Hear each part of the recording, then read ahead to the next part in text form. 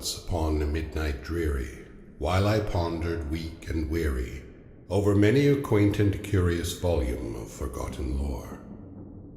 While I nodded, nearly napping, suddenly there came a tapping, as of someone gently rapping at my chamber door.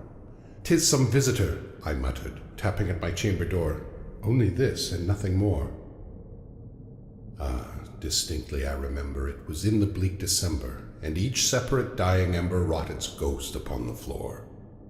Eagerly I wished the morrow. Vainly I had sought to borrow from my books surcease of sorrow, sorrow for the lost Lenore, for the rare and radiant maiden whom the angels named Lenore, nameless here forevermore.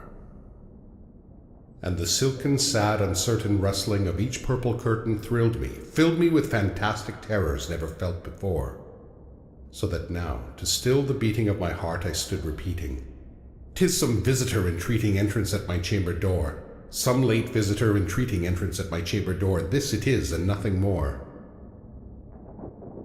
Presently my soul grew stronger, hesitating then no longer. "Sir," said I, "or madam, truly your forgiveness I implore, but the fact is I was napping, and so gently you came rapping, and so faintly you came tapping at my chamber door, that I scarce was sure I heard you." Here I opened wide the door. Darkness there, and nothing more. Deep into that darkness peering, long I stood there wondering, fearing, doubting, dreaming dreams no mortal ever dared to dream before. But the silence was unbroken, and the stillness gave no token, and the only word there spoken was the whispered word, "Lenore." This I whispered, and an echo murmured back the word, "Lenore." Merely this, and nothing more. Back into the chamber turning, all my soul within me burning, soon again I heard a tapping, somewhat louder than before. "Surely," said I, "surely that is something at my window lattice. Let me see then what thereat is, and this mystery explore. Let my heart be still a moment, and this mystery explore. 'Tis the wind, and nothing more." Open here I flung the shutter, when with many a flirt and flutter, in there stepped a stately raven of the saintly days of yore. Not the least obeisance made he, not a minute stopped or stayed he, but with mien of lord or lady perched above my chamber door, perched upon a bust of Pallas just above my chamber door, perched and sat, and nothing more. Then this ebony bird beguiling my sad fancy into smiling, by the grave and stern decorum of the countenance it wore.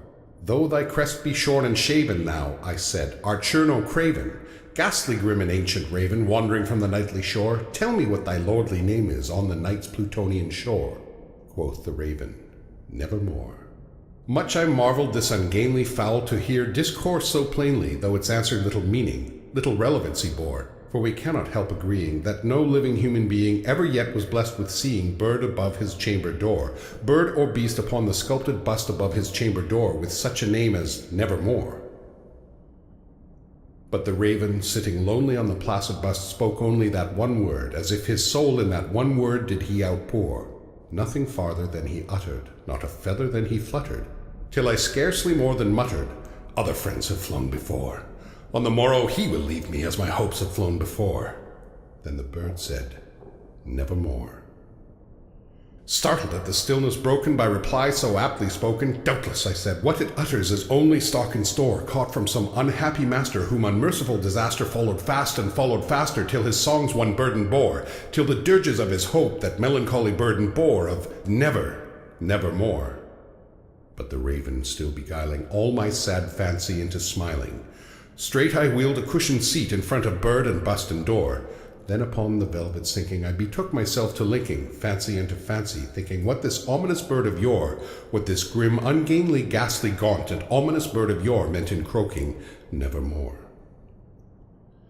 This I sat engaged in guessing, but no syllable expressing to the fowl whose fiery eyes now burned into my bosom's core. This and more I sat divining, with my head at ease reclining on the cushion's velvet lining that the lamplight gloated o'er, but whose velvet violet lining with the lamplight gloating o'er she shall press, ah, nevermore. Then methought the air grew denser, perfumed from an unseen censer swung by seraphim whose footfalls tinkled on the tufted floor.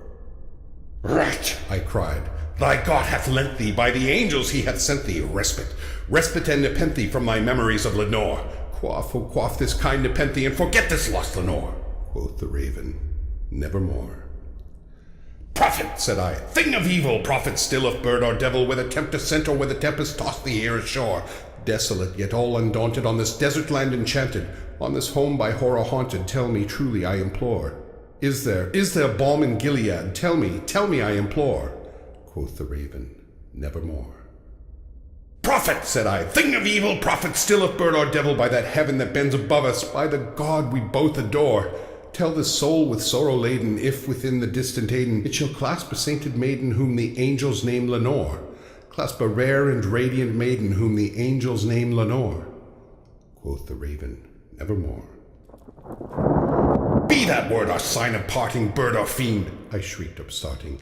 "Get thee back into the tempest and the night's Plutonian shore. Leave no black plume as a token of that lie thy soul hath spoken.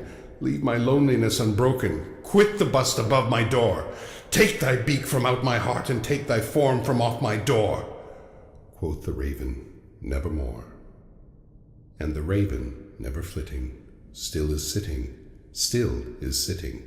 on the pallid bust of Pallas just above my chamber door, and his eyes have all the seeming of a demon's that is dreaming, and the lamplight o'er him streaming throws his shadow on the floor, and my soul from out that shadow that lies floating on the floor shall be lifted nevermore.